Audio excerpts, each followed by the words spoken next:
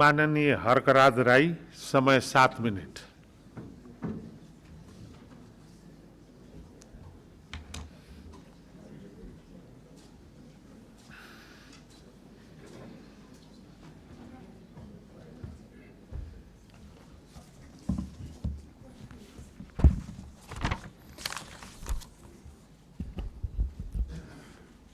सम्माननीय सभामुख महोदय, सर्वप्रथम त म सबैजनालाई हार्दिक शुभकामना र बधाई ज्ञापन गर्न चाहन्छु। आफ्नो मनको विचार राख्नुभन्दा पनि म जनताले हामीलाई के का लागि यहाँ पठाएका छन् भन्ने बारेमा बुँदागत रूपमा जनताका मागहरू वाचन गरेर सुनाउन चाहन्छु।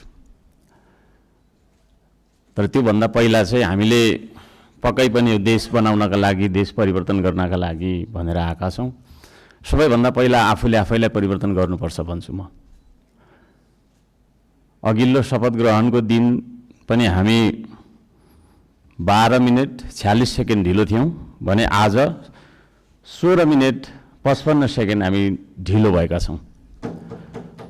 जनताले हामीलाई यसरी ढिलो गर भनेर यहाँ पठाएको हो जस्तो मलाई लाग्दैन। त्यसो भएको कारणले प्रत्येक मिनटको महत्त्व यो सदनले बुझोस्, सरकारले बुझोस्, हामी सबैले बुझौँ।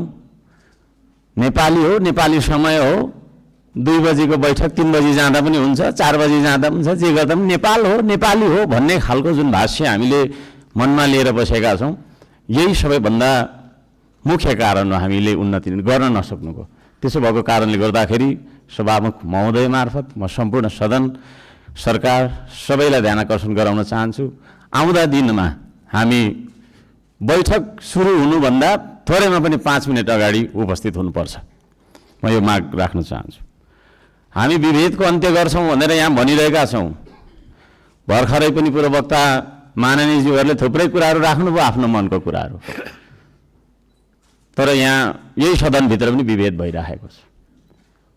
सत्ता पक्षले 30 मिनट बोल्दा पनि हुने, 40 मिनट बोल्दा पनि हुने, प्रतिपक्षले अलि सानोले होइन 3 मिनटमा सकिहाल्नुपर्ने, 2 मिनटमा सक्नुपर्ने। हामी पनि जनताले चुनेर पठाएका जनमत प्राप्त जनप्रतिनिधि हौँ। त्यसो भएको कारणले गर्दाखेरि हामीले आफ्ना क्षेत्रका आवश्यकताहरू, आफ्ना तपाईको चाहिँ के अरे मागहरू राख्नका लागि प्रशस्त समय दिनुपर्दछ। त्यो खालको सदन हामीले बनाएर हामीले त्यो खालको सदन अभ्यास गर्नुपर्दछ भन्ने माग राख्न चाहन्छु। म आफ्नो मनको कथा म यहाँ गाउन चाहन्न। अब मेरो आफ्नो मन्तव्य राख्नुभन्दा पनि सरकारले कसो गर्नुपर्ने हो त? हिजो इतिहासमा हामीले के गर्यौँ, कसले के गर्यो, कुन नेताले के गर्यो, कतिको तपाईँको हामीले सङ्घर्ष गऱ्यौँ, के गर्यौँ भनेर न आवश्यक छ जस्तो मलाई लाग्दैन। हामी के गरिरहेका छौँ आज र भोलि के गर्ने हो भन्नेतर्फ सरकारले आफ्नो नीति तथा कार्यक्रम बनाउँदाखेरि यस्ता कुराहरूलाई पनि समावेश गरोस् भनेर चाहिँ म यहाँ जनताको मागहरू, राष्ट्रिय स्वाधीनताको, हाम्रो सम्प्रभुताको, जनताले चाहेका कुराहरू के कस्ता छन् त भन्ने कुरा म बुँदागत रूपमा वाचन गर्न चाहन्छु। पृथ्वी रहन्जेलसम्म यो देश रहिरहनुपर्छ, हाम्रो देशको चन्द्र सूर्य अङ्कित झन्डा रहिरहनुपर्छ। त्यो मान्यता हामी राख्दछौँ। श्रम संस्कृति पार्टीले त्यो मान्यता राख्दछ। त्यसो भएको कारणले गर्दाखेरि देशको स्वाधीनता, भू राजनैतिक सन्तुलन र असंलग्न परराष्ट्र नीतिलाई बचाइराख्न सैन्य रणनीति उद्देश्यका साथ सुरु गरिएको असमान राष्ट्रघाती व्यापारिक सन्धि सम्झौता एमसीसीलाई खारेज गर्नुपर्दछ भनेर म माग गर्न चाहन्छु।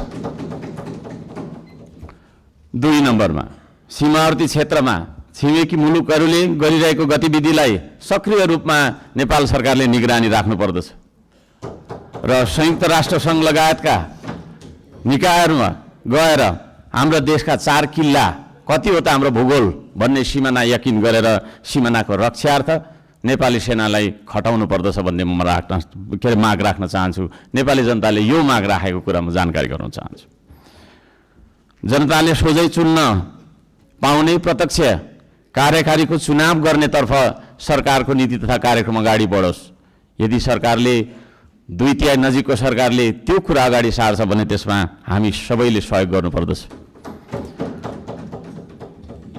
नम्बर 4, जेनजी आन्दोलनमा डिस्कोड चलाएर जेनजी बालबालिकाहरूलाई स्कुल ड्रेसमा आन्दोलनमा बोलाउने, शान्तिपूर्ण आन्दोलनलाई भड्काएर हिंसात्मक बनाउने, आन्दोलनमाथि अन्धधुन्ध गोली चलाएर दमन गर्ने, 23 गतेको घटना घटाउने, साथै 24 गते सिंहदरबार, संसद भवन, सर्वोच्च अदालत जस्ता सरकारी भवनहरू जलाउने कृत्य गर्ने मान्छेहरूलाई पनि तपाईँको चाहिँ के अरे कारबाहीमा ल्याउनका लागि उच्चस्तरीय छानबिन समिति आयोग गठन गर्नका लागि हामी माग गर्दछौँ।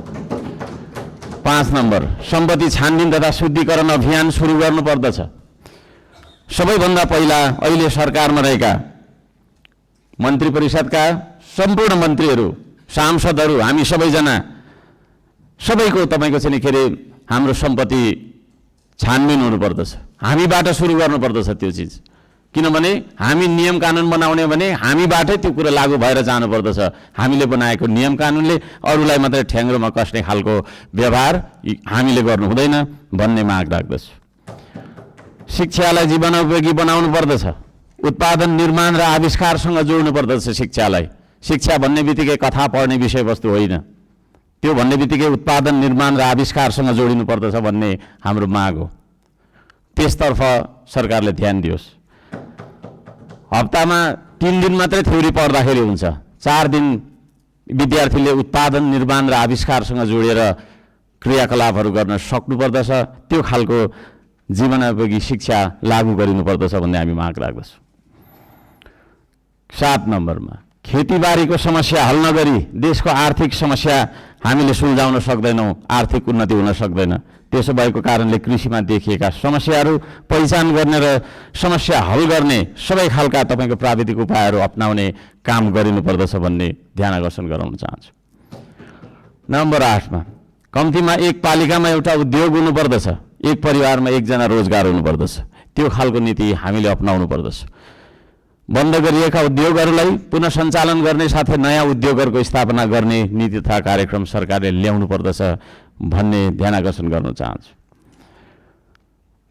9 नम्बरमा, जनताको सेवा सुविधा, विकास र समृद्धिमा सार्वजनिक हितका लागि प्राकृतिक स्रोत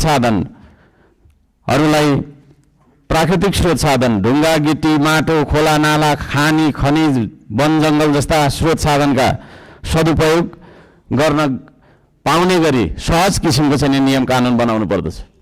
कहीँ कतै हामी हुन्छ म सक्छु अब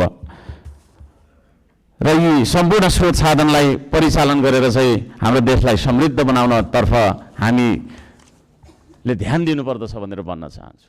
म यहाँ शुभकामना मात्रै दिनुभन्दा सरकारको नीति तथा कार्यक्रमको कुन दिशामा जानुपर्दछ भन्ने एउटा सल्लाह सुझाव र प्रस्ताव प्रस्तुत गर्न चाहन्छु।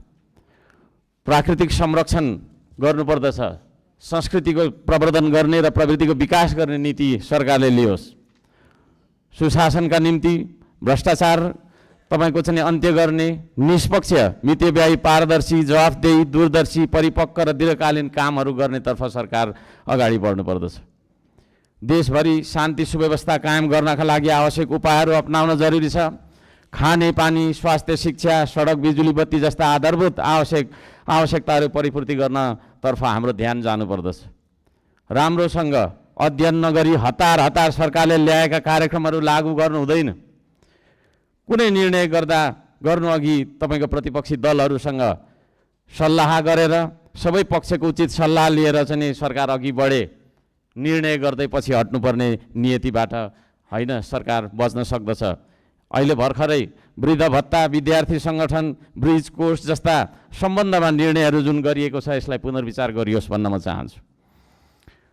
वृद्ध भत्ता जस्तो वृद्ध भत्ताको समयको मापदण्डलाई जुन फेरबदल गर्ने भन्ने कुराहरू आएको छ कार्यसूचीमा। त्यस्ता कुराहरूमा सरकारले ध्यान दिएर मात्रै अगाडि बढ्दाखेरि राम्रो हुन्छ भन्ने माग राख्दछु। सुकुम्बासी भन्दै नागरिकको बासको अधिकारलाई खोज्दै डोजर चलाउने, राज्य आतङ्क फैलाउने चलनको अन्त्य गरियोस्। म त्यो भन्न चाहन्छु। जनताको घर टहरा भत्काउनु हुँदैन। विस्थापन होइन, व्यवस्थापनको नीति सरकारले लागू गरेर अगाडि बढ्दाखेरि सबैले राम्रो हुनेछ। दशकौँदेखि बस्दै आएका भूमिहीन सुकुम्बासीहरूको स्वामित्व दिने गरी लाल पूर्जाको व्यवस्था गरोस् भनेर पनि म भन्न चाहन्छु। किसान मजदुर सुकुम्बासीका समस्या पहिचान गरी समाधानको पहल गर्ने धनीको मात्रै होइन गरिबको पनि हो यो देश भन्ने खालको आभास हामीलाई हुनुपर्दछ र जनतालाई पनि त्यो आभास भएको हुनुपर्दछ। त्यसतर्फ सरकारले काम गरोस् भन्ने म अनुरोध गर्न चाहन्छु। उपत्यका बाहिर पनि नेपाल छ भन्ने कुरा हामीले व्यवहारबाट जनाउनुपर्छ। यो काठमाडौँ उपत्यका मात्रै नेपाल हो भन्ने किसिमले सबै विकास चाहिँ यहाँभित्र मात्रै थोपार्ने किसिमको चाहिँ विकास हुनु हुँदैन भनेर म ध्यान आकर्षण गर्न चाहन्छु। सबै खाले विभेदको अन्त्य गरिनुपर्दछ। भूपू गोर्खा सैनिकहरूको समान पेन्सनका लागि नेपाल सरकारले आवश्यक सबै खालका पहलहरू गरोस्।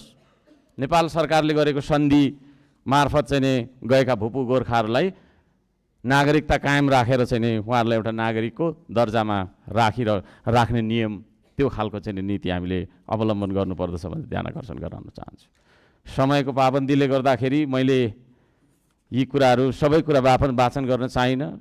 माननीय सभामुख महोदयले 2-3 चोटि भनिसक्नु भएको छ र यो म पत्र सम्माननीय सभामुख महोदय मार्फत टेबल गर्न चाहन्छु र यस सल्लाह सुझाव अन्तर्गत सरकारले आफ्ना विचारहरू, आफ्ना नीति तथा योजनाहरू अगाडि बढाओस् भन्ने म माग राख्न चाहन्छु। धन्यवाद।